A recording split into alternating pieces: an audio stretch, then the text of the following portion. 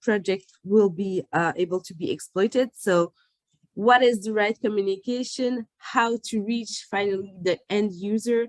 This is what we will try to cover today with you and with our speakers. Just a few information before we start. The mic are automatically muted during the presentation, but you will be able to interact during the Q&A sessions. Feel free to leave your camera on. It's always nice to see faces instead of just the black screens. The session is, by the way, recorded. You will receive a replay afterwards. And if you have any question, you can type them in the chat. My colleague, Justine Colli, will be keeping an eye on every question. Hi, Justine. Okay. Yeah, just a few words about impact. As I told you, that's where I work with Jasmine and Justine, by the way. Quickly in the chat, can you say if you know about impact, if you've heard about us before, never, sometimes?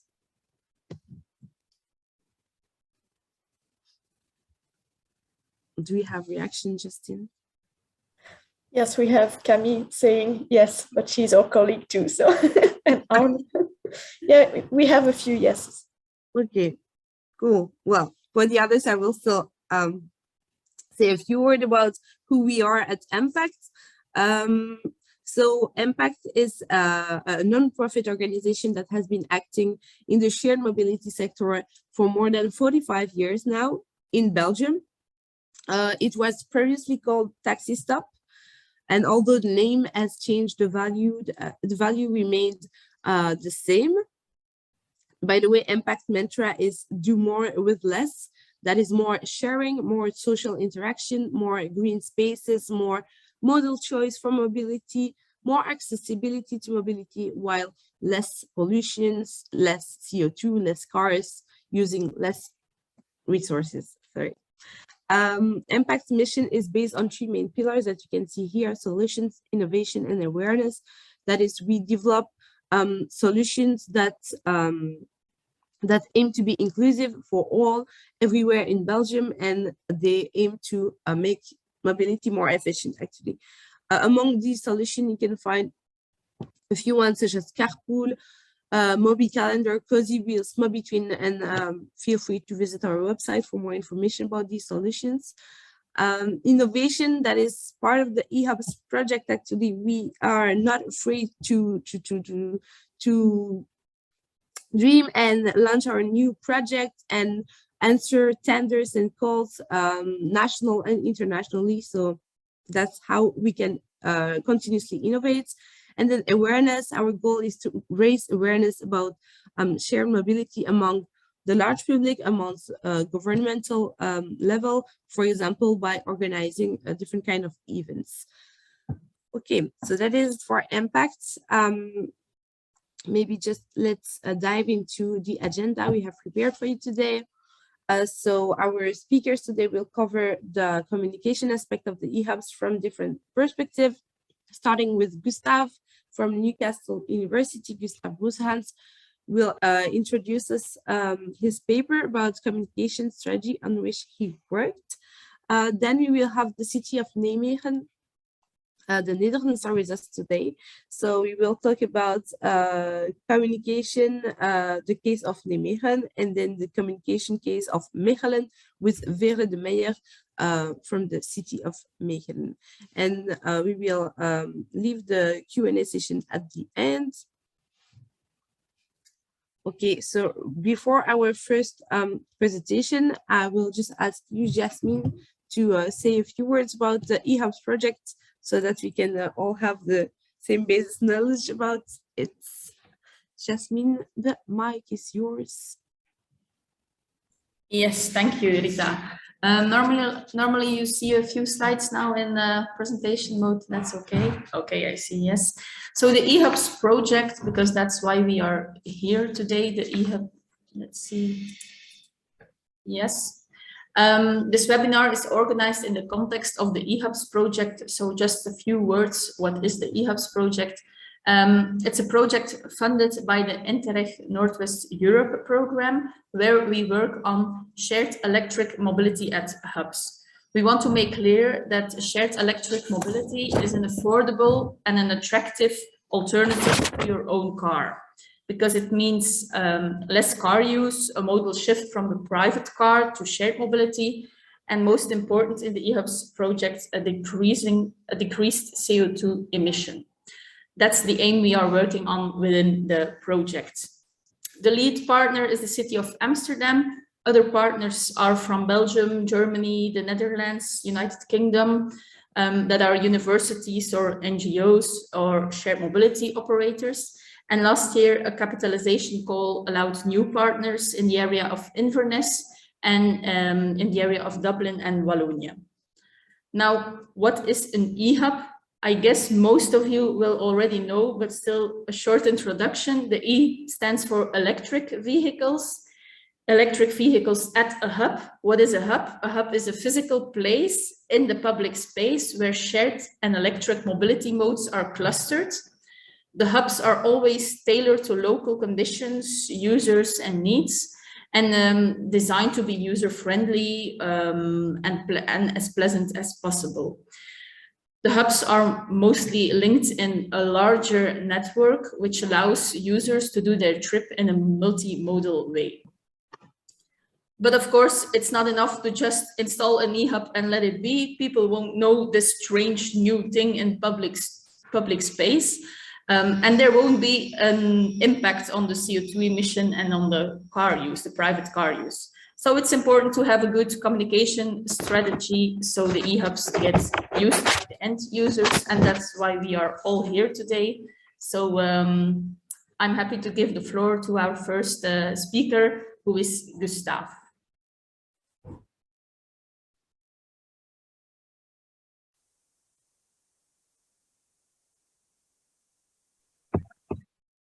Yeah, thank you very much for the introduction, Jasmine. And I hope you can see my slides in presentation mode now.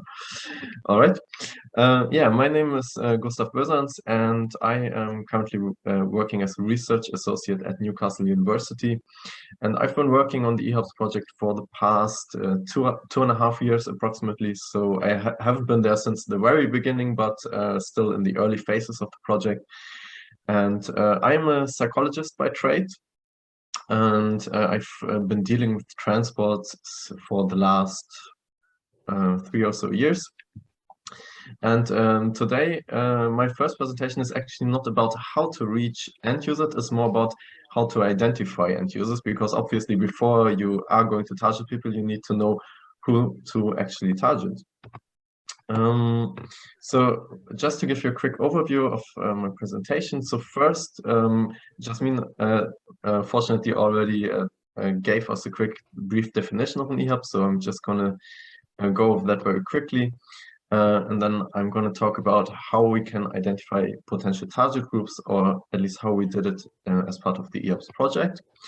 And I will also share with you some newer data from the project, which is about comparing the actual and intended use of shared electric vehicles. Now, maybe just a thing to add to the definition that Jasmine gave us earlier. In our definition, we think of an eHUB as a location where you have access to at least 2 different types of vehicles. So this could be any combination of shared electric bikes, cars, cargo bikes, or e-scooters. Because if you just have one mode, then it's not really different from any traditional sharing scheme, such as bike sharing, scooter sharing, etc.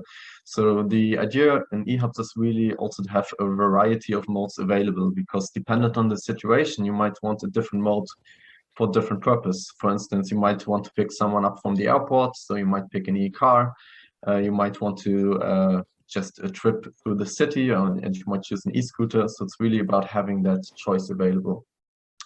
And also beyond mobility, we can also think wider about hubs, because hubs do not need to be about transport. You can also imagine having social and recreational spaces, maybe even workspaces. You can have lockers to pick up parcels, maybe a coffee stand or a small shop. So it doesn't have to be restricted to mobility either. Now, in terms of identifying potential users, we first have to ask the question, well, who do we want to use eHUBS? So this is, of course, questions for cities and planners. And well, the answer is actually we want everyone to use eHUBS, but there's one group in particular that we want to use them, and this is frequent car users. However, this, while we obviously it's desirable that car users use it, but who actually does use eHUBS? And that's, of course, one of the main questions we are interested in. Now, to identify potential users, we conducted a big survey back in 2020, and we asked the respondents a lot of questions, including attitudes about the demographics and general travel behavior. And we surveyed respondents in 7 European cities, the pilot cities of the eHUBS project, so it cities in the Netherlands, Belgium, Germany, France, and the UK. And our main objective was not only to identify target groups, but also to estimate mode shift and emissions. We implemented the survey in March 2020, which, as you may recall, was just when the lockdown came into place, so it wasn't exactly the best timing in that sense. And the survey was administered online and distributed either via the cities or polling agencies. In terms of the method, I'll just go briefly over this, because I think you need to know this just from the procedural point of view. So for the clustering, we used a series of 20 attitudinal statements. So those were statements about the environment, about shared mobility, about car use. And respondents were asked to rate those statements on the standard Likert scale from strongly disagree to strongly agree. Subsequently, we factor analyzed those statements to reduce them into a smaller number of attitudinal factors. And based on those attitudinal factors, we then clustered respondents into different groups and then compared these clusters on variables of interest. The result, in essence, was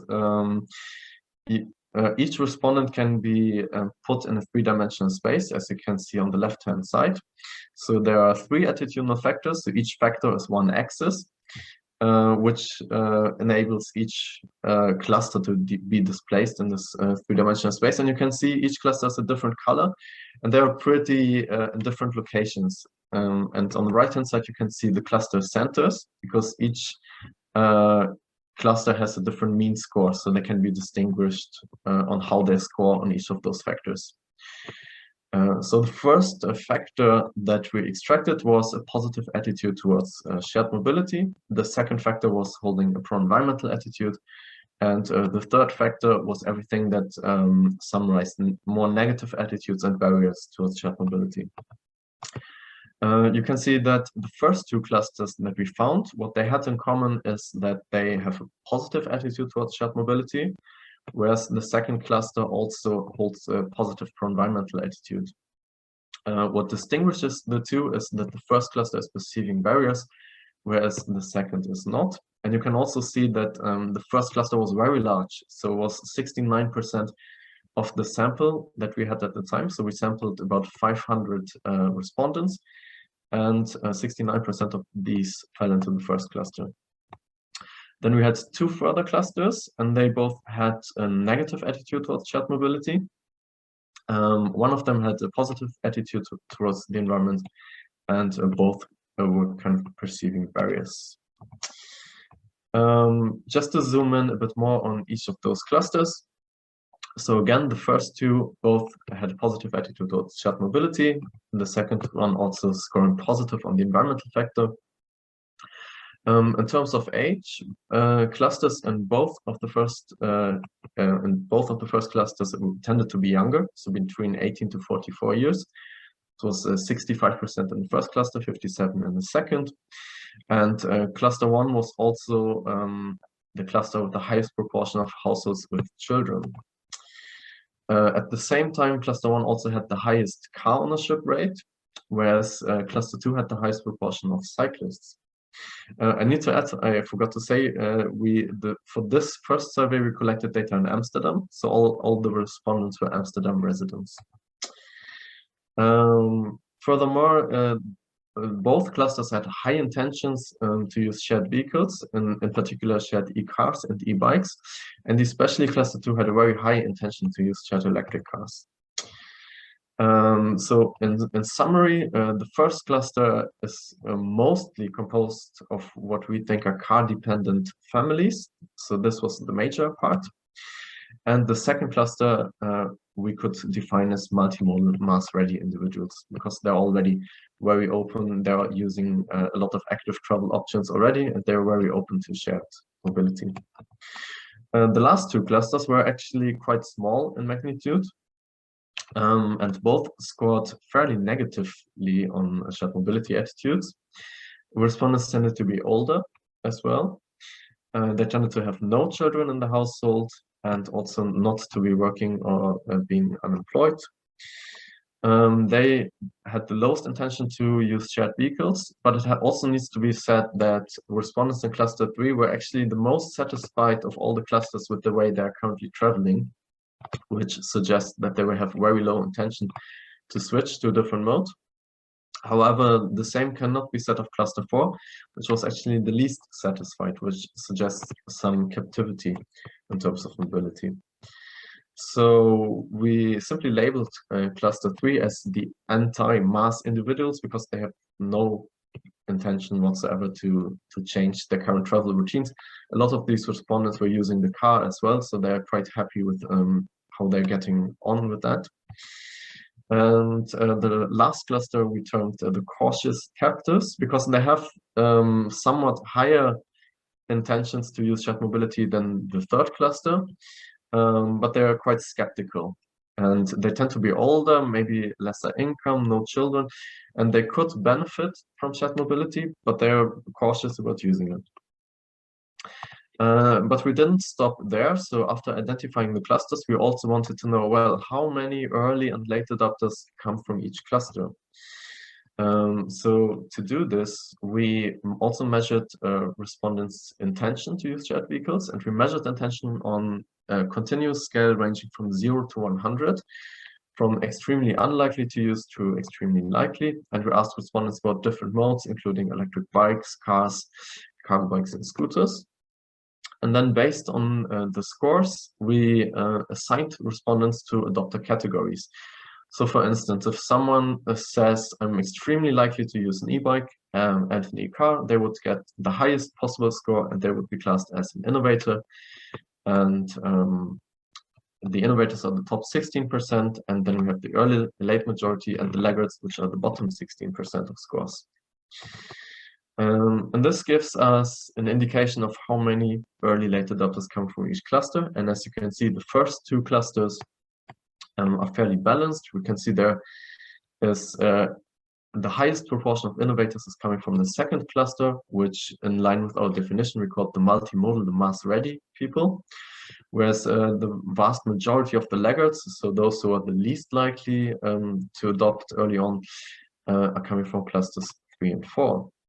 And now, of course, you might ask yourself, well, how representative is that conducting this survey in Amsterdam, where people are traveling actively a lot and already used to active travel? Well, we did the same exercise in Manchester. And as you can see, if I switch between those two slides, there isn't much of a difference. So although the magnitude of the clusters changed, we've pretty much found the same clusters in Manchester as well, which suggests that the solution is fairly stable. Now, this is all I wanted to share about the clusters. Now, to sum up, I also wanted to share some new findings from our user survey. It had a similar build-up as the first survey, so including attitudes, demographics, shared mobility use, and intentions. In this survey, we surveyed both users and non-users. And we wanted to explore attitudes and again, estimate mode shift and emissions. We implemented the survey last year in autumn until early this year. And again, the survey was administered by the cities. We also had help from the shared mobility providers and polling agencies. I'm just going to very briefly talk about the actual and intended use. So we ask users and non-users, what would you use shared vehicles for what trip purpose would you use different types of shared electric vehicle? And we ask users the same question. So, and as you can see from those graphs, it looks a bit messy, but in essence, you can see that the pattern is pretty similar for all the different trip purposes. So for instance, non-users are saying they would consider using bikes and e-bikes for commuting, and actually that's what users are doing, and we found this to be the case for most categories. Maybe one category that was a bit different is sports activities, because non-users were not as much considering shared vehicles for sports activities as were users. One thing that is very important to us in the project as well is mode substitution, and I would really like to talk more about this, but it's not fitting into the topic of the webinar today. Where we asked shared mobility users to think of the last trip they undertook using shared vehicles and also what modes they replaced. And in this case, what you want to consider is the last column here, which suggests the substituted modes. And as you can see, the most substituted modes were cycling, public transport, and the private car. So while it is of course always desirable, we want to get car users to use shared mobility. In this sample, we only had 247 respondents, but it's at least giving us an idea. But in this case, less than a quarter of the substituted trips were actually by private cars. So the majority of the trips actually substituted other modes. Yeah, I think I'm probably reaching the end of my time. So I'm just going to summarize what I've shown you today. So from our findings, we think that mass-ready individuals, which in our case were about 20% of the sample, they don't really need any convincing to use shared mobility hubs. They are probably going to use them anyway. But it was very clear from our findings that car-dependent families with one or more cars in the household are the primary target group if car use reduction is the goal. We also found that some older people with possibly fewer transport options may benefit from shared mobility, but of course older people, they tend to be more skeptical towards new mobility options. We also found from our newer survey results that the actual and intended use of shared vehicles is very similar for most shared modes. And finally, we also found from our preliminary results that shared vehicles are as likely to replace public transport or cycling trips as trips by a private car. And if you're interested, especially into how to identify potential target groups, please feel free to download our paper. You can see the title here is open access, so you can download it anytime. And also feel free to send me any questions by email if you want to keep up the conversation. Thank you very much. Thank you very much, Gustav, for this very inspiring presentation on how to identify the end users. Thank you. I will now call Jasper Meekes from the city of Nijmegen to tell us about the Nijmegen experience regarding communication. Yes, well, thank you, Rita. Let me share the screen. So I'll be talking about our communication strategy in Nijmegen and Arnhem for our eHUBS project. My name is Jasper Meekes. I'm a policy advisor in the municipality of Nijmegen, and I'm the project lead for the eHUBS project in Nijmegen and Arnhem. So when I talk about eHUBS in Nijmegen and Arnhem, I'm talking about a project which now includes 14 different hubs, where we have cargo bikes. There are 30 cargo bikes in total in Nijmegen and Arnhem. We have electric cars, which are available on demand. So if you reserve a car, the company that provides them, Amber, will make sure that there's a car available for you. And we have e-bikes. This is a bit of a difficult story, but now we're expanding the number of e-bikes that are available, and they're offered by Deelfiets Nederland. One of the things we said very early on in the project is that we felt that communication was crucial to the entire project. We felt that we needed to get the word out about eHUBS. We needed to make sure that people knew about it and that they were familiar with the concept, because otherwise people wouldn't start using it. So because of that, we hired a professional communication bureau to assist us in our communications campaign. So all of the images I'll be showing you later are all developed by this professional bureau called Byron.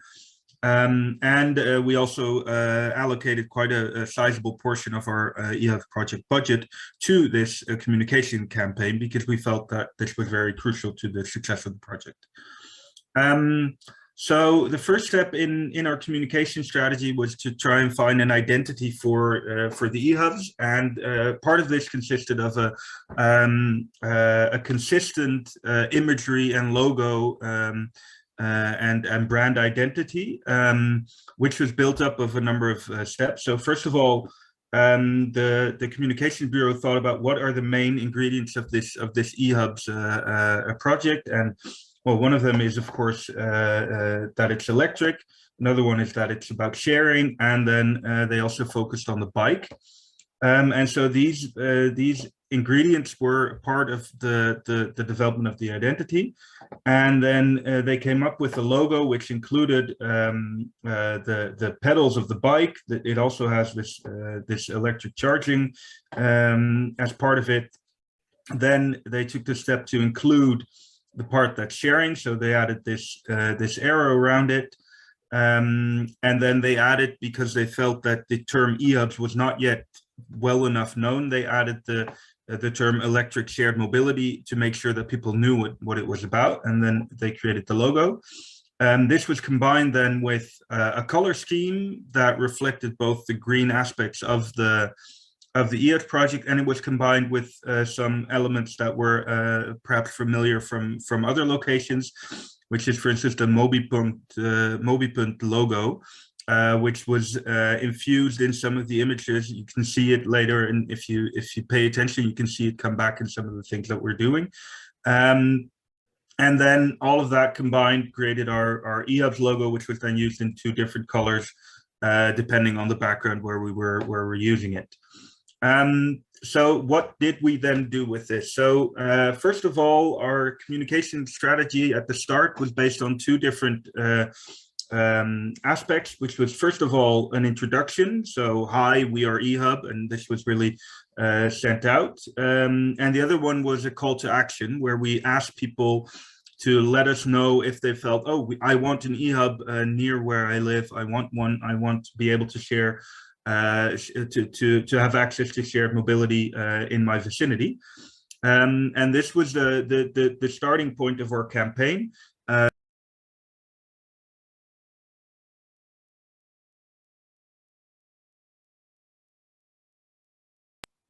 I don't know why I was muted, Yasmin, but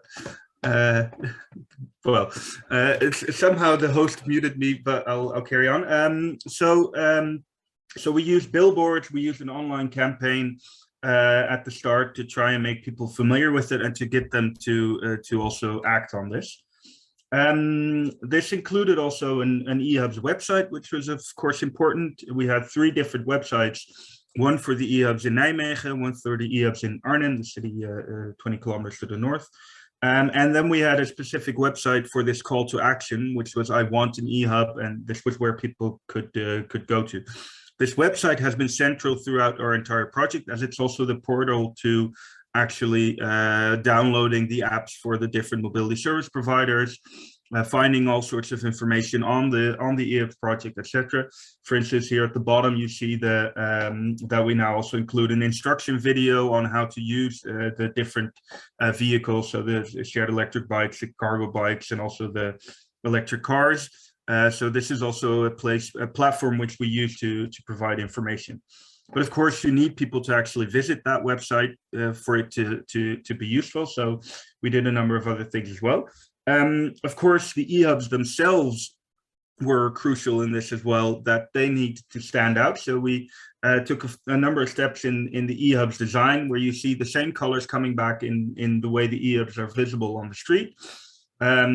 we tested a bit with what would and wouldn't work, and in the end, the pillars that you see on the left are one of the central aspects of all of our eHUBs, where you can actually see quite clearly the different steps that you have to go through to actually rent a vehicle, and it gives you the information, and it also links to the website where you can find more information. On the right, you see some of the other elements that were used. These two were mainly used at the start. This is mainly used for the poles to which the cargo bikes are locked. We have an extra sticker on them to make sure that people know this is part of the eHUB. And then on the street paving, we have paint that also reflects the eHUBs used at that location. Then, as I said, you need people to get to the website to make it useful. You need people to know about the eHUBs. And one of the main things we've done in that sense is that we've had a number of billboard campaigns where billboards all around the city were filled with posters that try to get people to notice the eHUBs project and to try and incentivize them to use the eHUBs. And these were all with targeted messages around what also our behavioral change group, our behavioral change bureau that we also hired, felt were really issues that might get people to try and start using the eHUB. So, for instance, the cargo bike is combined with, well, do you have heavy stuff? Then use the cargo bike to transport it. With others, it's more about the leisure activities. And so we've used a number of different slogans and a number of different communication messages to try and get people to notice the project, but also to think about, well, what could I use it for? And there's also social norms involved. So, for instance, what you see on the right one here is that it says, more and more people are using electric shared mobility. Are you going to try it as well? So this is also trying to engage people in their social norms. And yeah, if you're not doing it, you're actually lagging behind all other people, that sort of thing. But so we're really trying to focus on different things in that. Then, of course, we also had a campaign on social media. So, for instance, on Instagram, on Facebook. And one of the things we did there was also that we shared a lot of facts on eHUB. So, for instance, here you see that an electric car emits over 60% less CO2 during its entire lifetime. It says that every kilometer that's done with an e-bike, it's 30 times cleaner than a kilometer with a car. All these sorts of messages, trying to get people to see the value of the eHUBs project, see the use, and trying to also link to the values that are attached to the eHUBs project by people who might be interested in it. Then we also had a number of more targeted communication. The billboards and the social media posts, of course, are really targeted at anyone who happens to come across it. But we had a number of targeted communications. First of all, we had a flyer, which you can see at the top right, for people who lived in the direct vicinity of locations where we placed an eHUB, so that they knew, well, what's happening, why is this all of a sudden out on the street, but also that they knew that this was actually something that they themselves could use. So that was really something that we were focusing on. Another one is that we developed flyers that we shared with with the energy coaches. So these are people who are who talk to inhabitants of the city about their energy use and about how they can maybe reduce that.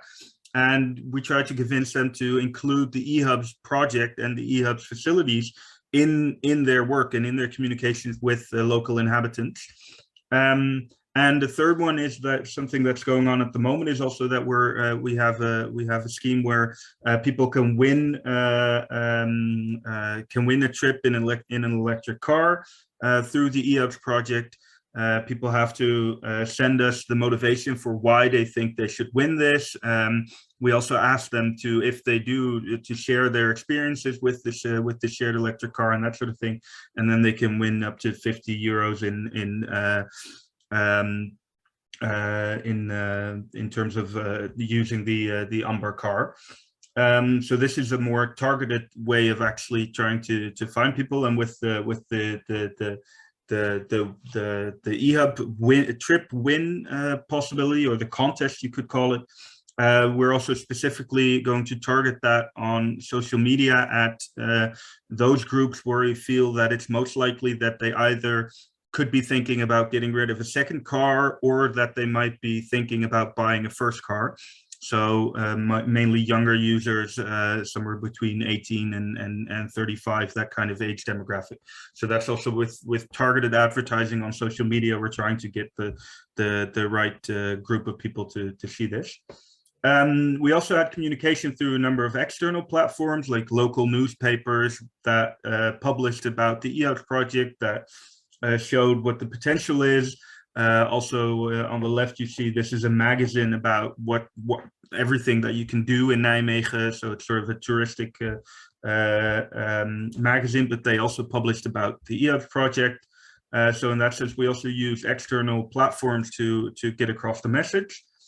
And then, of course, the main question is, does this actually have any effect? Do all these communication efforts, do they have an effect?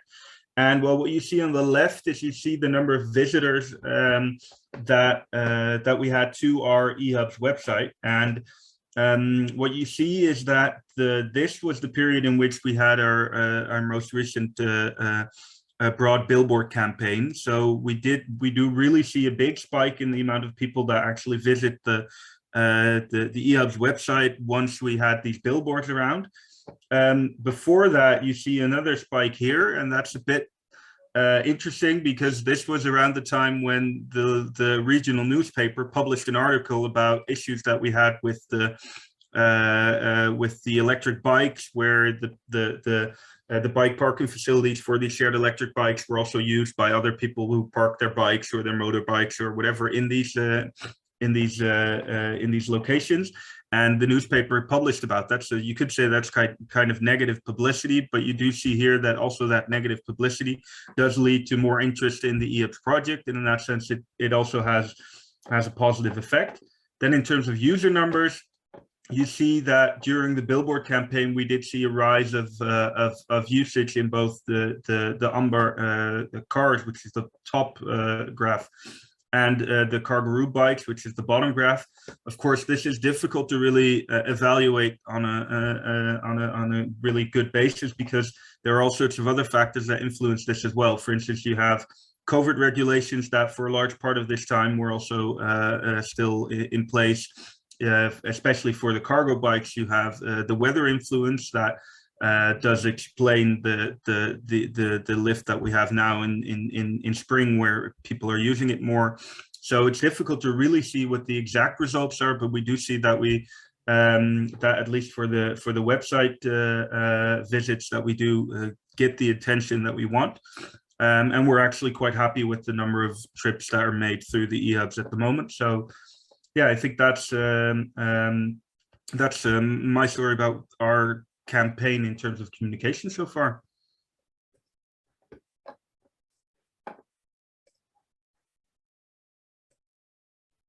Thank you very much, Jasper. It's very interesting to know how in Nijmegen you tackle this communication aspect of the project.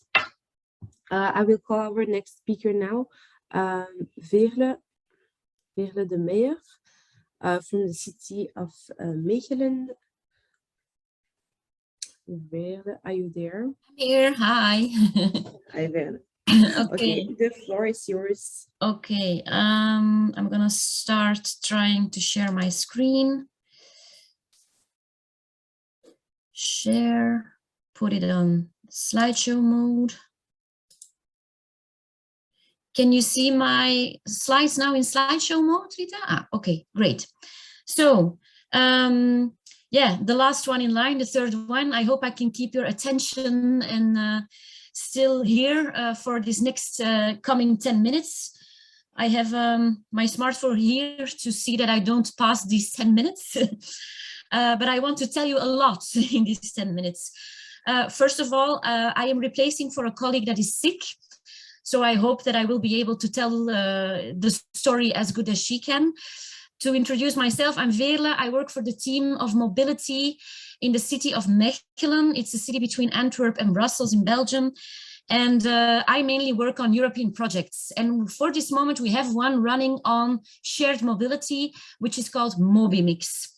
And I want to tell you a bit about how we communicate around shared mobilities, because it is important at the one hand to have a good offer, but at the other hand, you also have to sell it, inform people and convince people. But before I start with the communication, I'd like to show you a picture of 20 years ago of Mechelen. This is our main square, full of cars. And at that time we had 70,000 inhabitants. Now 20 years later, we have 86,000 inhabitants, so we grew. And you might think then that our main square would look like this. But no, we made some changes in these last 20 years, and our main square looks like this now. So we made it car-free. We wanted to give it back to cyclists and pedestrians, and we focused on realizing the modal shift. And a very important part in realizing the modal shift is shared mobility. Yeah, this is for all of you, I think, a very known percentage. We know that 95% of the time, private cars are unused and they take up a lot of space. And we see a lot of solutions in shared mobility. Also, I think a known figure for this public, one shared car, can replace over 8 private cars. It is more sustainable and more affordable. So yeah, logic that we do something around shared mobility. What do we do now exactly? First of all, in short, the providers that we already have active in our city, and then the incentives that we developed and our communication campaign. In short, our providers, we have several providers on shared cars that are through a company or that are community shared. On bikes, we have 2 options that are through a company, one community shared, and we also have an e-cargo bike shared system of Carguru, also known by everyone, I think. And then we have one step provider in our city. Okay, what do we do on incentives? What do we do now to inform and convince people to start using shared mobility? First of all, we have a nice financial incentive. If as an inhabitant you you sell your private car and you hand in your license plate, then you can get 255 euros from the city to use for shared mobility solutions or a purchase of a bike. We also have a subvention when you buy an electric car that is to be shared also within a recognized sharing platform, and you can get a refund for that up to 3,000 euros. And if you start with a shared caring platform, the registration fee of 30 euros is paid by us. Some other small incentives. You can get a 10 euro discount if you use for the first time an electric Cambio ride. So this is a way for us to incentivize people to try the electric shared car. We have info sessions once every couple of months. There is an online Cambio booth. Cambio is one of our biggest car sharing provider in Mechelen. And they have like info sessions for people that do not find everything online. Then we have a really nice project that is also part of the MobiMix project called Sharing Neighborhoods. And there we work in one specified neighborhood. And in that neighborhood, people can start trying out shared mobility options for free for 60 days. So that is really to incentivize people to start thinking about shared mobility and to start using it. Shared cars also have access to free parking and can enter the car-free zones. And we have reserved parking spots for shared cars. But then, It's also very important, next to incentives, to communicate, to spread the message. And we started in September 2020 under the slogan, Delen is voor iedereen, which means in English, sharing is for everyone. We started in September 2020 with a big launching moment, and the campaign will end in December 22. What are the main targets of this campaign? To create awareness, inform, and of course, to convince people. We created a multi-usage concept that we can use as well online as offline. And we feel that the slogan sharing is for everyone, that it is a good mix of ratio and emotion. It is the baseline and the visuals are developed by our own marketing communications department, and it looks like this. Delen is voor iedereen, with a visualization of all the different sharing modes that we have in our city. We also developed different baselines, different call to actions to convince people to start sharing mobility options. Some examples, we say, for example, delen is altijd een parkeerplaats vinden, which means sharing is always finding a parking spot. Sharing is reaching your destination in an easy way. Sharing is being nice to the environment. And sharing is also good for your wallet. So we developed, first of all, of course, leaflets and a very exhaustive website, delenisvooriedereen.be. An example of the website, and what are all the different communication tools that we developed within this campaign. As already said, the website, of course. And billboarding, we did a lot of, and are still doing a lot of billboarding. We call it city dressing. We also have like banners within the city, flags that we use to communicate on our campaign. We developed a general leaflet. What we also find very important is to let the people share the message themselves. So we created 5 testimonials, people already using shared mobility, and let them spread the message. We also had info boards in parkings. We had a big and still have a social media campaign online. We also stickered shared vehicles to create visibility within the streets. And we also have our city magazine, which is called De Nieuwe Maan, and that is published every month. And of course, we published some articles on this campaign also. So yeah, this in short, I hope I haven't used up more than 10 minutes.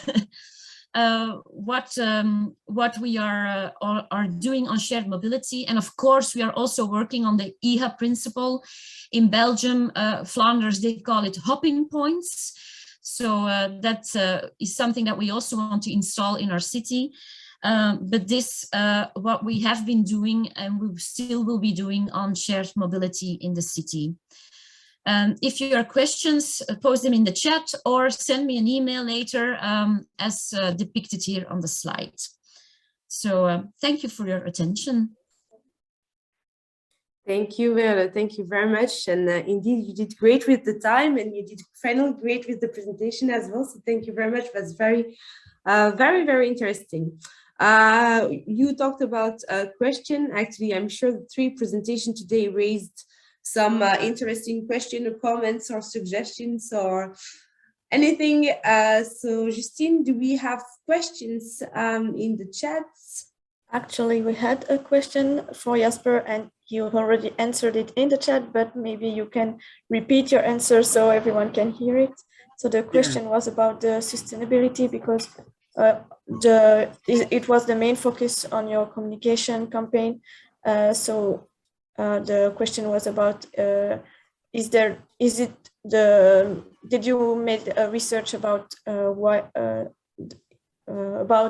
sustainability, and why did you choose that topic on your communication campaign? Yeah, so what I didn't talk about too much today was that we also hired a behavioral change bureau that guided us through the process of trying to make sure that people not only knew about the project, but also would then change their behavior and start using the eHUBs.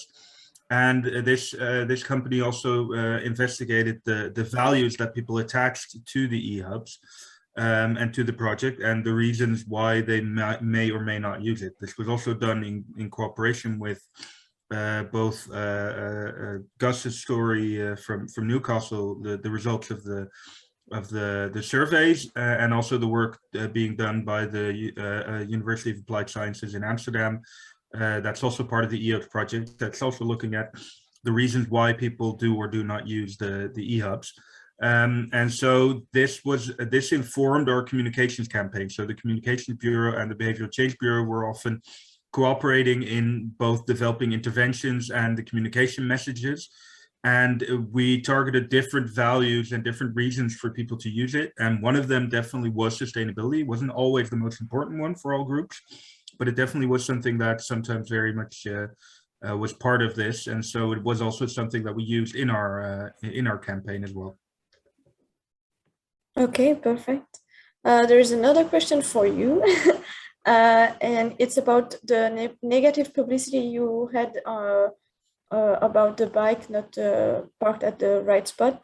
And did you do something to ensure this visibility to be transformed in something positive or not? I have to say that at the time, I wasn't aware of the fact that this actually led to such a spike in interest in the website. So it's only something I found out recently, that this newspaper article actually led to that. But in the end, what we did do was, of course, respond also in the newspaper article and saying that, well, the work we were doing, and in that sense, we did also try and get across the positive message that surrounded this. Yeah, that's so. We did try and turn it into a positive, but I don't think we did too much specifically on that moment, because we also didn't really have that much of a solution for the problem yet, because the main solution for that is adding more shared bicycles to these locations, which means that there's less room to park other vehicles in those locations. But for that, we're dependent on the mobility service provider. So. Okay. There is a question for Veerle. Do you feel you have enough room for your own communication campaign aside from the national communication campaign for OPIN? And it's a question from Jasper.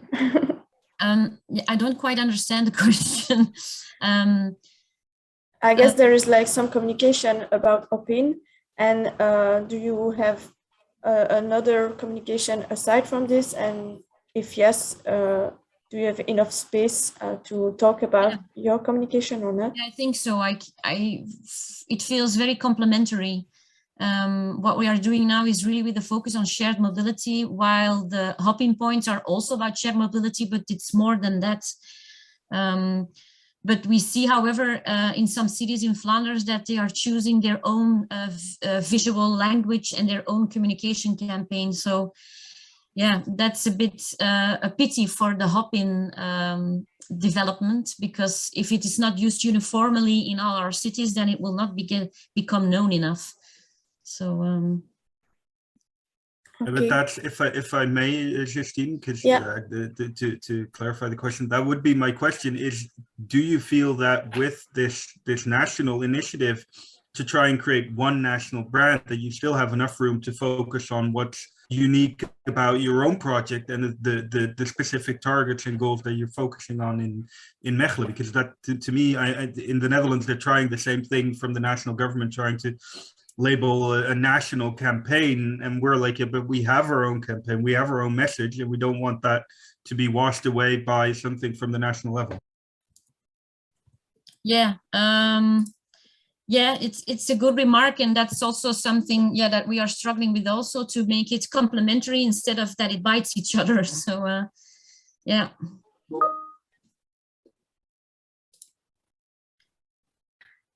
We still have a few questions, and if you want to stay a bit longer, we will ask them. One is for Veerle also, and is how big in proportion is the budget of a municipality has to allocate for communication campaign in shared mobility strategy? Can you talk about that or not? On budget, I'm sorry, I have to say that I don't know out of the top of my head what the total budget is. I'm inquiring now via Teams to my colleagues. So if I still get the answer before this is ending, I can give you it. Otherwise, I will send it by mail via Impact. Okay. And the communication campaign that we have running now is about 2.5 years. Okay, then quite long. And there is a question for Gustav. Did you see a special pattern in your cluster? So did the respondent of one type tend to live in certain types of housing or different degrees of urban? I was interested in your suggestion that one group might be captive. In the Amsterdam survey, unfortunately, we didn't have postcodes for that survey, so we couldn't really tell much about the geospatial locations. However, for the user survey, we have geospatial data as well. However, we haven't looked at that yet. And thank you for the suggestion. We will definitely take that into consideration as well. Okay, so that's it for the question in the chat. Rita, I'll let you wrap up. Okay. Thank you. First, thank you to our three speakers today, which were very interesting. So thank you, Gustav, thank you, Jasper, and thank you, Veerle. And then thank you all for your participation to this webinar. I hope it was inspiring. We will make sure to send you the slide and the replay as convened. You can always contact us for questions or additional remarks, or if you want to get in touch with us. I did, but anyway, yeah, you can always contact us. So thank you for your participation, and I wish you a very great afternoon and a good weekend as well. Bye, everyone. Bye. Thank you. Bye-bye. Bye. Bye. Thank you. Thank you. Thank you. Bye. Bye.